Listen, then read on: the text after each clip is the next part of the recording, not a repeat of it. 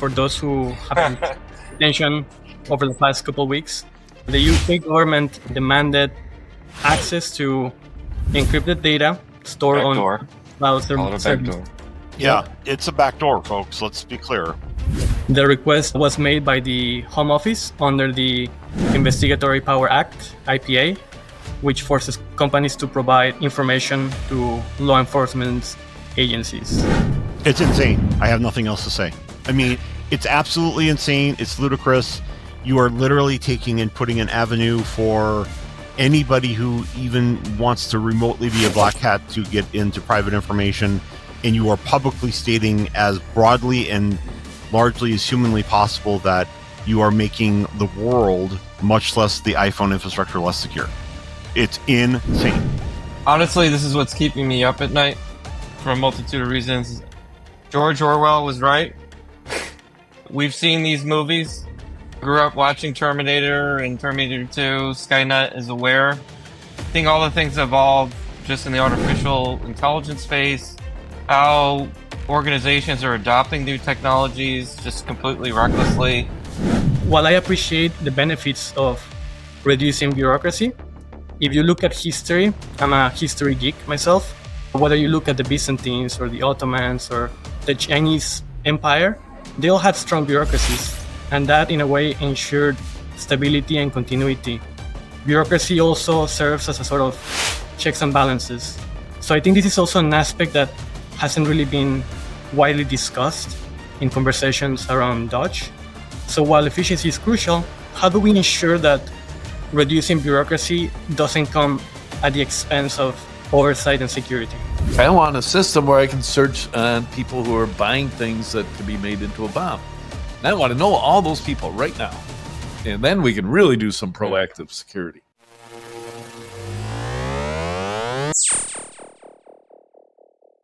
Welcome back to Meeting of the Minds, a new podcast series on all things enterprise tech presented by EM360 Tech.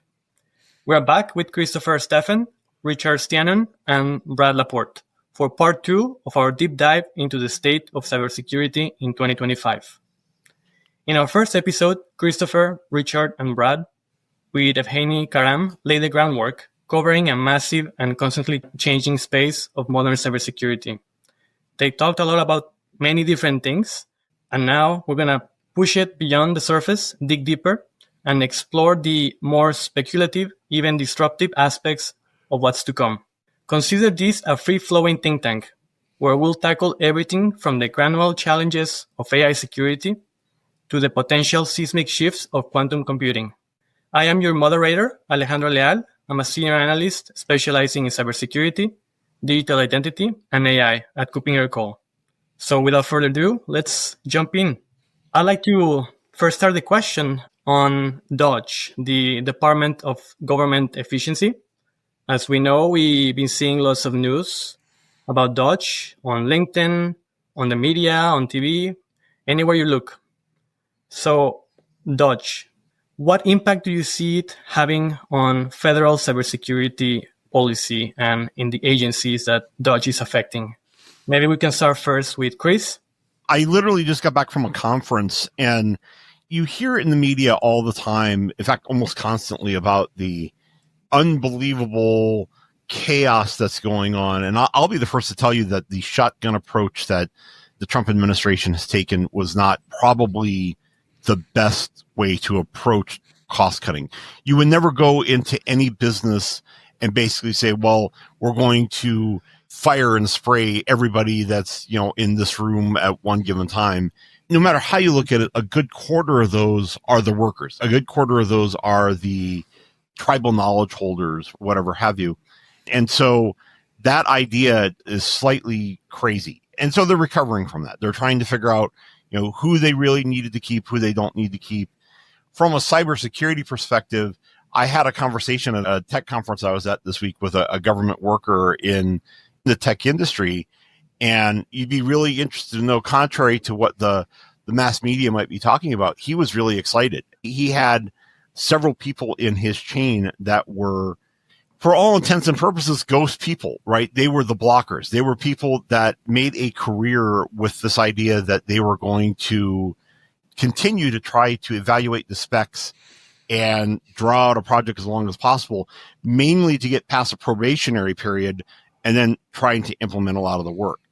I know that that's not necessarily directly related to policy per se, but when you start seeing the practitioners actually starting to get to make decisions and do the work, I think that you're going to see a more streamlined company. When you start talking about what are the changes you're going to see at CISA and so on and so forth, my goal is that they continue their efforts on zero trust, that they continue making interesting and decent policies. And quite bluntly, I thought that the Biden administration had some really good CISA leaders in there. I sincerely hope that the Trump administration does some of the same, but we're a little bit more than a month and 6 days in at this point. To put it very, very bluntly, I don't know that anybody knows exactly what's going to happen with the President Trump administration and everything that it has to do with cybersecurity. I can only hope for the best, and I guess quite literally plan for the worst. So I guess we'll see when it's all said and done. Oh, here I thought we were going to be in complete agreement on everything. So first of all, if for a second you think that anything about the Trump administration, including Elon Musk's DOGE, is about cost cutting and fixing government, you are way off base. And yes, they are not taking the right approach to cost cutting, because the question is, are they taking the right approach to maximize chaos, which is what's happening. Within federal government, the actual employees, they're having people come and grill them. It's like something out of Office-like movie. And they're just saying, obviously everybody has to report 5 things of what they did last week. The Bobs. That's right. The Bobs are there. Exactly. Office Space. They are meeting with the Bobs, and it's a horrendous, horrendous environment. On the security side, which I think, even though we all like to dabble in geopolitics, on the security side, we are best able to criticize what I think I can honestly say is the biggest social engineering bluster attack in history. Even if you go back, just the types of, military engagements, et cetera, that have been won by bluster. In this case, with the full force of, oh, hey, I've been on stage with Trump and I've given the Nazi salute and I'm the man for half the population. I demand that you go into U.S. Treasury and secure controls for yourself and access to everything. The danger of a bunch of idiot hacking kids stepping in and getting control for themselves, the danger of them fat fingering something, which they've already shown that they can do. If they fat finger a treasury payment system such that a bond is not paid off at the end of the week when it's due, that's a default. If the United States government defaults on its trillions and trillions of dollars of bonds, that is a global extinction event for the economic system. What's your take, Brad? Man, very hot topic. Honestly, this is what's keeping me up at night for a multitude of reasons. George Orwell was right. We've seen these movies. Grew up watching Terminator and Terminator 2. Skynet is aware. Seeing all the things evolve just in the artificial intelligence space. How organizations are adopting new technologies just completely recklessly. How we're going in and just totally upending everything without any we talk about oversight and who has oversight of the U.S. Treasury? Who has oversight of all these different agencies? Well, who has oversight of the auditors? And there is no real clear process. And we really just opened the kimono here in terms of being able to implement it. Now, counterpoint to that is we absolutely need to do something and do it now because the United States is running out of money. Last time I looked, I think we had $18 trillion in reserves.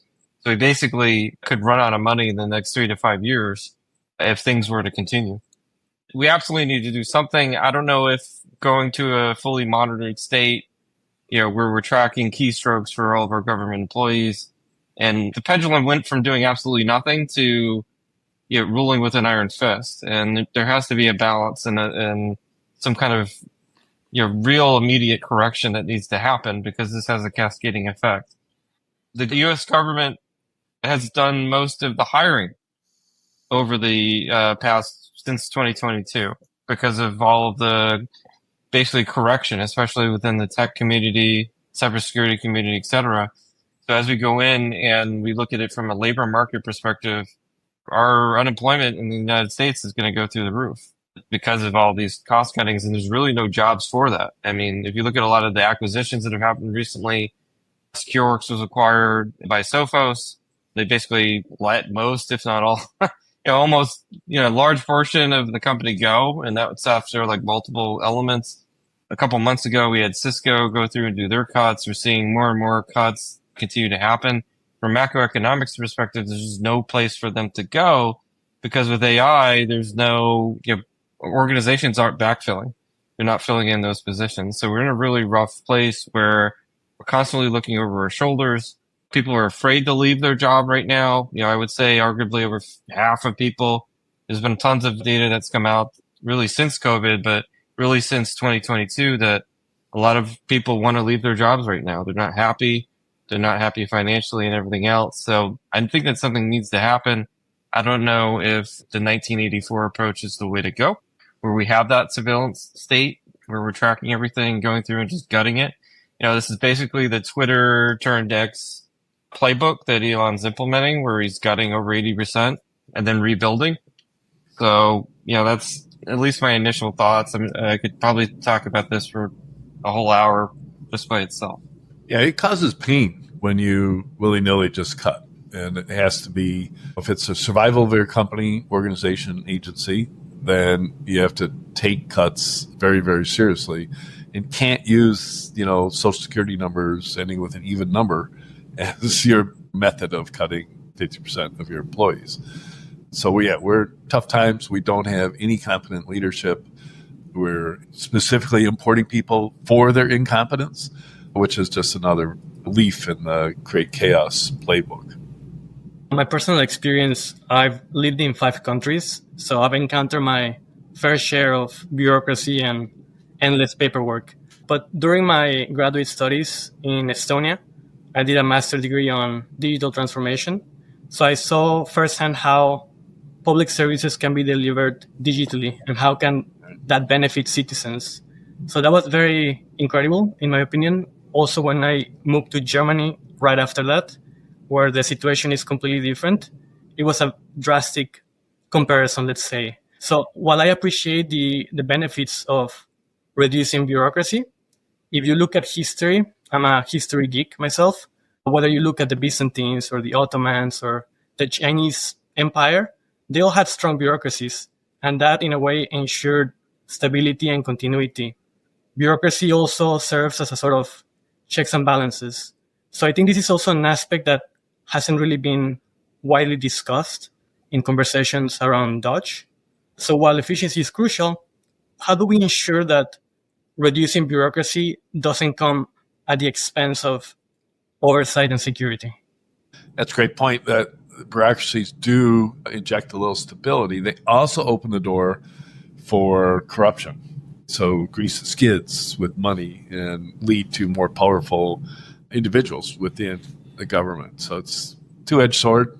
I think the EU is probably the best example of bureaucracy with minimal corruption.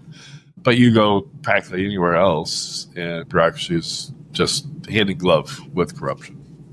Yeah, there has to be rules and regulations. I mean, the mere fact that the U.S. Congress is able to engage in insider trading where, they're basically on the board for decisions and then they can invest in the stock market. It's crazy. It's completely absurd. Yeah. How can a senator be a multimillionaire? It's for life. It's just, you can't be over a certain age or economic bracket in Congress. I'm a huge believer in that.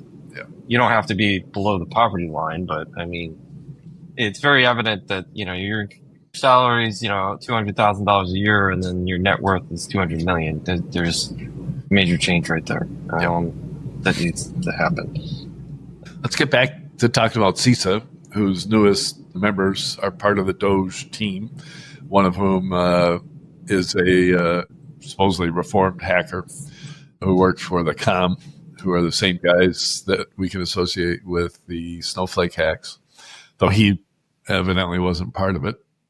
but now he's, a member of CISA. And all of us here, I don't know, I'm not speaking for you guys, but I've made myself available to the government back to the Obama era, saying, hey, I'm here if you need me for a role. Happy to drop everything and take a relatively living wage to work with you. The bar is just way, way too high, right? You have to have a PhD in international studies to even think of leaving industry and joining the government, or you have to come from the think tanks and spend all, basically really, really high. So it's a little offensive that a 19-year-old is, got his finger on the button at Treasury, Department of Energy, evidently, OMB, and is a member of CISA and drawing a salary, which is pretty damn good for a 19-year-old. Yeah, it's a little absurd. I've worked with them over the years, given my government background and working with different intel agencies and same book. And it's like, what? I guess there's a cheat code here that I missed. Right. Yeah. I know. Yeah, because they have the, it was 1 to 2 years ago, they had the advisory thing. I knew it was a scam when you couldn't apply. So, Right. you have basically the advisors to CISA and all They're that, all- and you're on. They're all executives at big tech Yeah. companies. Yeah, of course. It's like, oh, I see what happened here. And you couldn't even apply. And there wasn't even a way to contact them to get the application. And it's Yep. you announced it just to announce it. Yep. No corruption here. Remember when Amit Yoran left in frustration from the cyber czar position in the Obama administration, and the news reports were that there was a list of candidates that Obama was going through, or his team was going through one by one, and you'd see their names pop up. And I remember going, how come I'm not on that list? I couldn't afford to take a job like that back at the time, but I wanted to be on the list. And that actually motivated me to go back to school, get my master's in international relations from King's College, which didn't help. Don't anybody ever do that thinking a master's degree in a soft science is going to get you anywhere. I did a bachelor's in IR. Exciting stuff. I love it. But Yeah. maybe just jump into the next topic now. We can talk about what's been going on in the UK. For those who haven't paid attention over the past couple of weeks, the UK government demanded access to encrypted data stored Backdoor. on cloud Call it a servers. backdoor. It's a backdoor, folks. Let's be clear. The request was made by the Home Office under the Investigatory Power Act, IPA, which forces companies to provide information to law enforcement agencies. So what do you guys think about this event? Maybe we can start with Chris. It's insane. I have nothing else to say. I mean, it's absolutely insane. It's ludicrous. You are literally taking and putting an avenue for anybody who even wants to remotely be a black hat to get into private information, and you are publicly stating as broadly and largely as humanly possible that you are making the world, much less the iPhone infrastructure, less secure. It's insane. So, and I would say that with the US government, I would say that with the UK government, I would say that with any other government in the world, requiring and publicizing that you're going to put in a backdoor into a system, you might as well not have the system. It's absolutely stupid. So that's dumb. When are we going to rewrite the dictionary, remove some words and call it newspeak and embrace everything that was 1984 and double down on that? It's absolutely absurd for any government. Look, you need information on a device because someone broke the law. You get a warrant, you get it approved by a judicial official, and then you follow the process. Don't have a giant surveillance state where you're tracking everything. I mean, how is this any different than, basically it's the Patriot Act on steroids with a heavily surveillance state and everything that Snowden blew the whistle on and what the US was doing, but 100 times worse because you're basically doing it across, at a device level. Imagine, I don't even know how many Apple devices there are in the UK, but it doesn't stop there. That's the problem. That's exactly the problem. That's right. I mean, the other part of that too, and we've all seen this before, it's cumulative. So if one government does it and does it successfully, then now I want that. So then you're getting the government of Element OP to basically say, well, if the UK has that ability, I want to be able to surveil my people as well. Then China does it, then North Korea does it, then the United States does it, because again, we can't be left behind. And now all of a sudden, why even bother with any of those kind of securities? So again, I go back to the whole thing, and obviously what Brad said, it's absolute lunacy. And I'd like to think in the days of Steve Jobs, he would have basically just said, well, that's nice, no thanks, and moved on. I don't think that Tim Cook has that set of cojones when it's all said and done, but we'll see. We'll see when it's all said how it's going to work out. It was pretty ballsy to say, okay, UK citizens don't get our end-to-end encryption, which unfortunately make them all susceptible to attack, but also turns them into the, I guess, the voters that will prevent this bad thing from happening. I don't know if that's his play, but you're right. It would have been better to say, no, we're leaving it in and come get us, kind of thing. And, come on, is the UK going to force Apple not to sell phones? It's also really simple. I mean, Apple could probably buy the UK, so that's no real big deal either. When you talk about a war chest to fight legal battles, they could literally take and litigate this battle indefinitely with just a minor fraction of the money that they have on hand, to the point where the technology has changed so much. I know we're going to probably talk about quantum, but by the time that this whole battle is litigated, we're all in quantum anyway, and quite bluntly, probably none of it will matter. So this idea that they might even just think about rolling over and being done, Apple, if you're listening, please don't. If you'd like to talk to me about it, I will be happy to tell you to, stand up for what's right here. If you're the UK government, I'm happy to tell you that you're acting dumb, and let's talk a little bit more. But I really do hope that Apple litigates it until we're all old, great, and retired, and then our grandchildren are not having to worry about this anymore. It's funny how historically there's this constant battle between privacy and the state, right? For if it's law enforcement, police in New York City, or if it's the entire state, or Italy or Morocco, who are using the NSO group to spy on anybody they want without warrants. And it goes, at least back to 1993, when the NSA proposed and the Clinton administration announced the so-called Clipper chip, which would be embedded in all communication devices that had a backdoor in it. And at the time, I don't know if you guys were there, but I remember going, what a stupid idea. Who's going to control the keys to the Clipper chip in all these devices?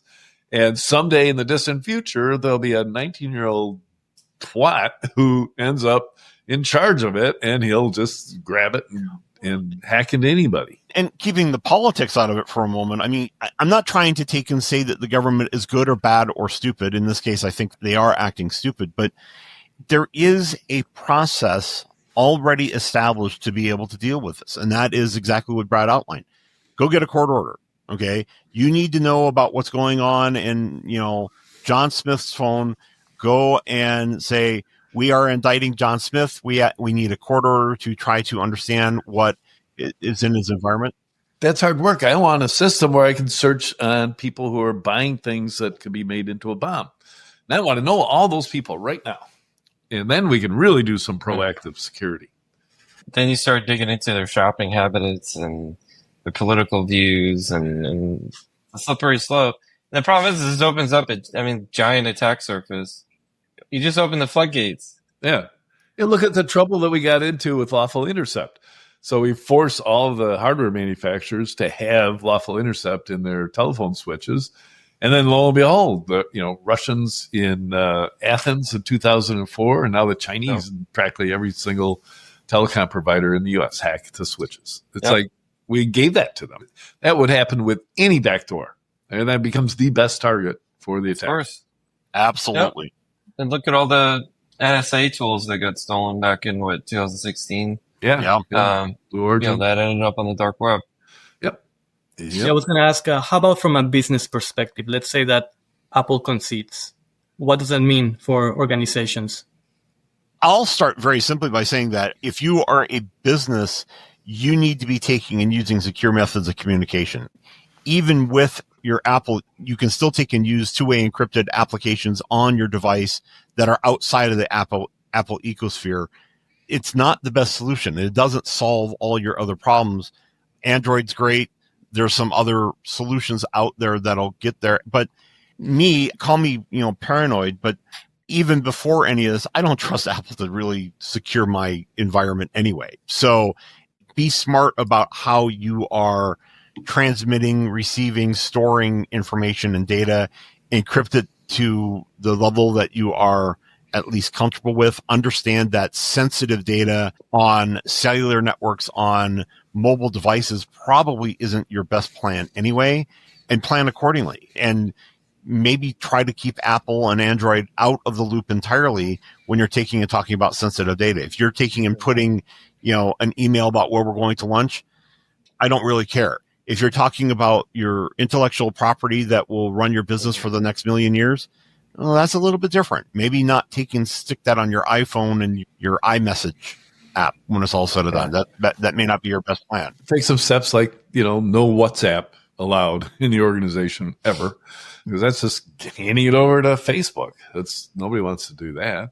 There are commercially available secure communication things. You can use Signal. Keep an eye on whether they remain trustworthy. To me, Moxie Marlinspike has given a lot of trust for what he created, but there's internal politics constantly going on with Signal too, and attempts. The government is constantly trying to break these things. Just put everything on an S3 bucket and just keep it open to the internet. So there's, reduces. That's actually my plan anyway. If you have nothing to hide. Very good go. So right. Yeah, you're going to easily get to it anyway. So it's just, it makes business more efficient. I think we can now jump to the next topic. As we know, and Chris briefly mentioned this, quantum computing is advancing quickly. How should enterprises start preparing now, given that transitioning to quantum resistant security won't happen overnight? I've actually done quite a bit of research on quantum in general, and it's not a matter if Q-Day is going to happen. It is a matter of when, and we can have a debate as to when. I'm still a pretty firm believer that we're, within the next 3-4 years that it starts to become pretty widespread. That's also, Alejandro, to your point, that's enough time to start thinking about what your environment's going to be. Very, very bluntly, let's not necessarily worry about quantum in so much as let's talk about the cyber hygiene around your data estate. And before you can even marginally attack how you're going to prepare for quantum, you have to have an idea of how you're going to encrypt your data today. If everybody was in a perfect encryption and security state with their data, then I'd be like, by God, let's get quantum ready. Let's take and adopt quantum resistant algorithms, so on and so forth. But something on the order of 70% of the people out there, 70% of the organizations out there don't have basic encryption enabled on their data now. So let's start there. Do some data classification, do some data ownership, do some data custodianship, understand where that is, get your and that's the part, right? That is the hard part, is understanding what is in your data state, who is the data owners, so on and so forth. Once you do that, then you can take and tackle, is my organization going to be quantum ready? The answer is, if you haven't done those other things first, the answer is no, you're not. So regardless of the technology side of it, understanding your data infrastructure to begin with, I think is critically important. And then we can actually talk about what it means to be quantum ready from there. I'm just blown away at how fast technology is just evolving. What would take, 15 years or even 15 months now takes like 15 minutes or 15 seconds. Just some of the chips that have come out over the past 2-3 years, but really over the past 2-3 months, just the magnitude and where we're going to be in 5 to 10 years. Nobody knows. It's not. Well, nobody had AI in their center. If the four of us were sitting there talking 3 years ago, saying the absolute disruptiveness that AI has caused, is that my center square? No, it's not. I did it. I remember doing a press interview, and somebody was like, "Well, is AI a thing?" I was like, "I think it's going to be, but I have no idea." And then 2 months later, it was like the end times, right? But it's every day, right? I just came back again. I came back from another conference, and the idea that you are not preparing for AI and that you are not understanding the impacts of AI on your organization, and it doesn't matter what the size of your organization is, that's insane. But quantum's the same way. It's going to be one of those things, and it's not amazing to us, but it's going to be amazing to others. Overnight, quantum is going to hit. Q-Day will happen, and things will immediately go wonkus, and people will be like, well, how did we not know about it? Well, we did know about it. We just didn't do anything about it.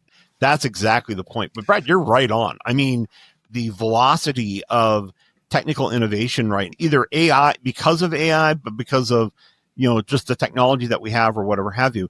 It's so insane right now, so rapid, that even as an analyst whose job it is to pay attention to this every single day, and I'd like to think I do an okay job at it, it's still impossible to consume all of the innovation that happens before lunch in the morning. It's not GPT 4.5 just came out, which is long awaited.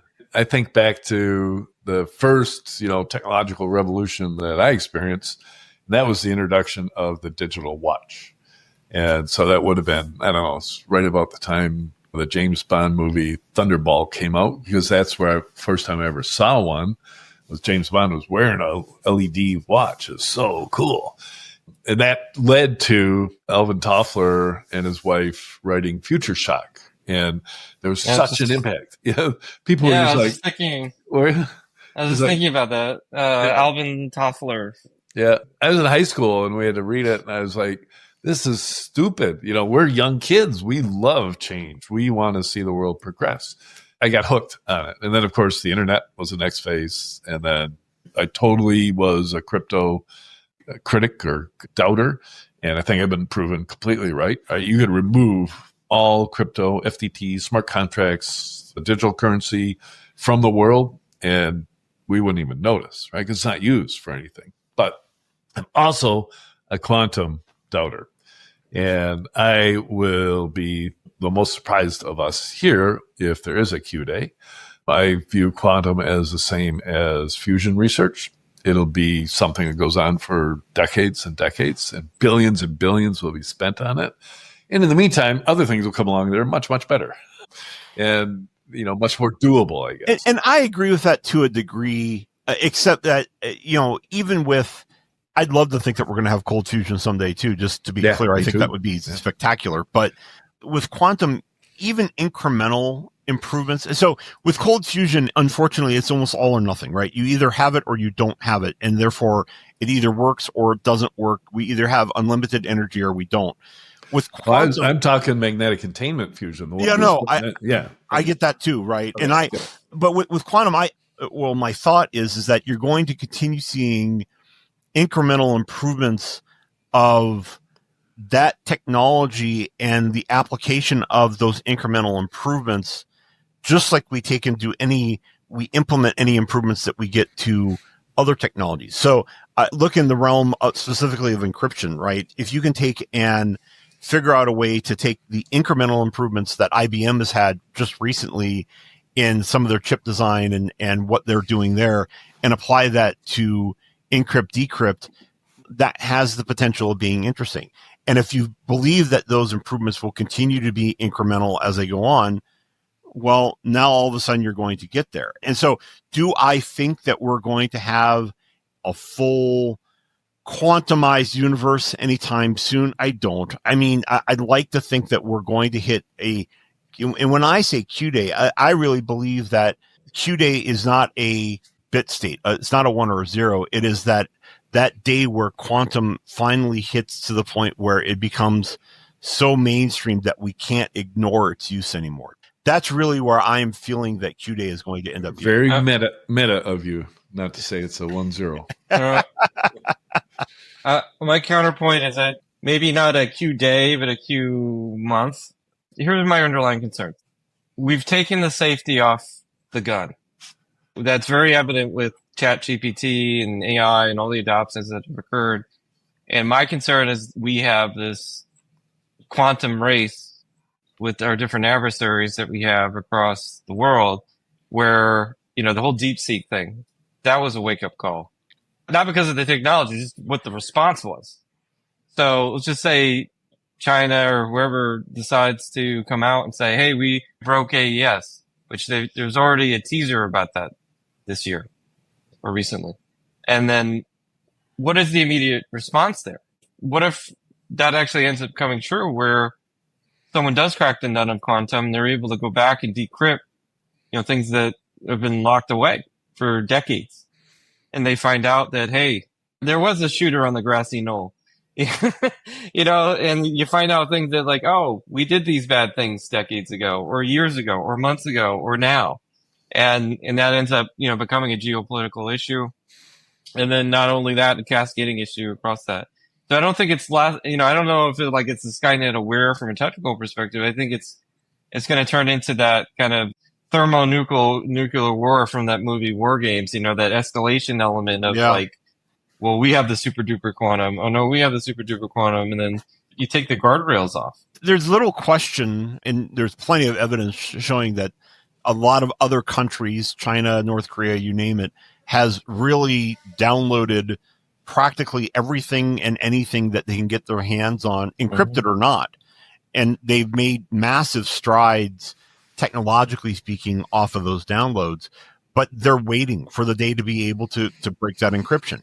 Maybe they're making incremental progress now. I don't know, and I guess we'll find out eventually. But, Brad, you're right on. I think that the day that you figure out a way to break, AES, that will be a interesting day, because, we find out that Roswell wasn't just a program. We find out that, the aliens are here among us. And I am not, to my knowledge, one of the aliens. So full disclosure to everybody. What I like about this conversation so far is that we were able to scrutinize both the UK and the US. And I think that transatlantic relations are crucial, especially considering the challenges that we're facing, as Brad mentioned, with quantum, with AI, you can even say with climate change. And I'm afraid that right now the relations are a bit delicate. And comes to my next question would be, are there any companies or governments, based on your research and experience, that are already implementing some sort of quantum authentication mechanism? Because in my research at KuppingerCole, recently I've been doing access management and passwordless. And when I talk to the main vendors, they always tell me that post-quantum authentication is on the roadmap. And I've encountered many vendors saying that, but they don't really offer any details on that. And I'm wondering, what's your experience so far? Haven't seen one that claims to be able to do that. It should be straightforward, right? Because passwordless isn't actually passwordless. It's just you store a really, really big password on your device that happens to be the encryption key plus digital signature stuff.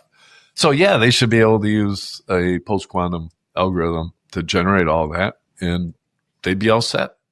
But I think right now, if you're selling to somebody, they're going to have a policy. And if you're not saying you're producing 256 AES keys, they're going to say, sorry, doesn't meet our policy. I never heard of this algorithm that you just mentioned. So they just have to be ready for it, just like the rest of the industry, right? And I think that's what I hear most people on the data security side doing, is promoting a crypto ready or a quantum ready stance, right? In other words, and it might be, ideally, you go to Sandbox AQ, who's got a $500 million war chest to produce their stuff, and you'd say, hey, help us out. And they'd help you out, centralize your key management and re-encrypt live data that you're concerned about. All that. It could be a very expensive program. And then be ready for using new algorithms down the road, which is a step back. It's like, okay, we talked to Sandbox or consultants, and they told us we got to get ready to do this. So we're going to do our hygiene. We're going to find all of our literally key resources. We're going to get rid of all the free key servers from Windows that Microsoft just flooded the market with. And we're going to use a standard thing. We're going to have a locked SCIF, and that's where we're going to generate signing keys for everything that we do. And we're going to do it right this time around. That's pie in the sky, I know, but that's what they should be doing. I'll say that it's embryonic. There's a lot of research and development that's happening in this space. There's arguably 30 or so vendors that are doing a lot of this stuff. Some of it's like the chip providers, so having like quantum chips.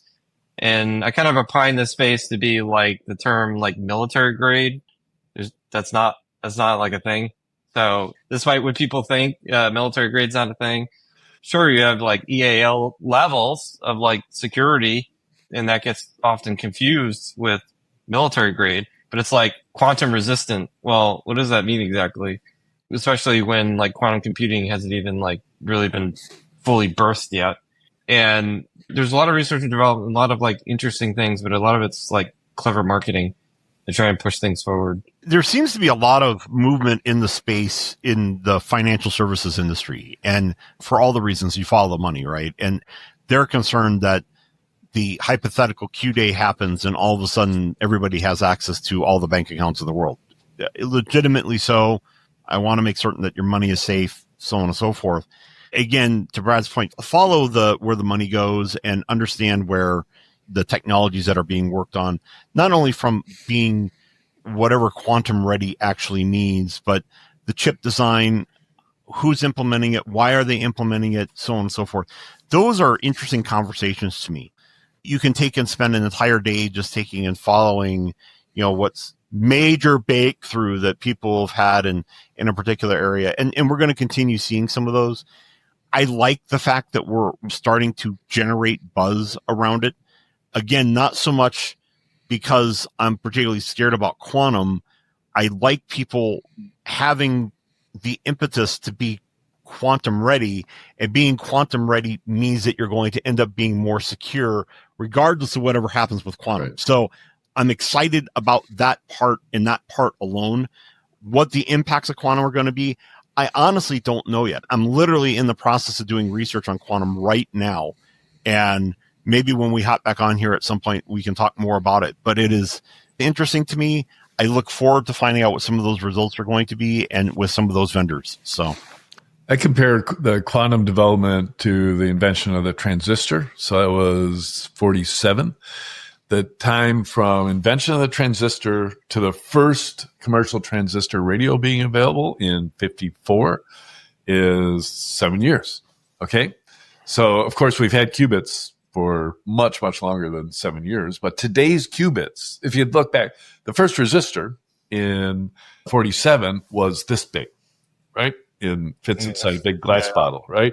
And in a short 7 years, they had cut them into silicone and made them available in a transistor radio. And that was, still analog, right? The transistor radios weren't digital. So, and then obviously another 54 to 74 before you had digital computers, and another 10 years before you had real computers.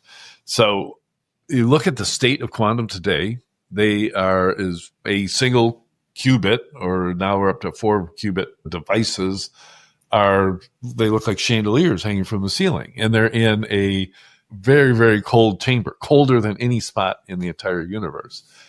Again, it's going to be a long time before that's sitting on your desktop in a chip. And the actual math behind doing quantum processing creates just ridiculous number of errors, right? You measure errors in digital computers less than 0.0001%. And those are a problem, and there's whole science for dealing with them. And that's why you have checking. And you devote bits to checking the sums, etc. In qubit technology, you need, for every workable qubit, you need 1,000 just to check the error rates. And don't forget, these qubits are light waves flowing around through fiber channels. So the actual wires you have to use have to be accurate to a dimension of an angstrom. We don't have manufacturing technology that can wire stuff together in mass for that. So it's just like, it's just like fusion technology to me. It's like we're spending billions on it because the goal is so great, right? The goal is, in the case of fusion, free energy with lots and lots of waste. And quantum computing, it's we get our adversaries the encrypted data and other things, right? Because obviously quantum computers have a lot more useful aspects. We focus on the security aspects, but quantum computers will do amazing things and solve problems that could not have been solved ever before. Exciting times indeed. I'm afraid we're running out of time. So this was a really great discussion. It's clear that the future of cybersecurity will demand not only technical expertise, but also a willingness to embrace uncertainty and think outside of the box. Thank you so much, Christopher, Richard, and Brad, for your insightful and thought-provoking contributions. We hope this has sparked some new ideas and perspectives to our listeners. Join us again for more discussions on the cutting edge of cybersecurity. Until then, stay vigilant and stay curious. For further information on what we talked about, please head over to em360tech.com. We'll be back next week with another episode in our podcast series. Until then, make sure you subscribe to this podcast on all major platforms and follow the conversation on our socials at em360tech on X and LinkedIn. And for more content, head over to the website. Thank you. For the latest tech insights, visit em360tech.com.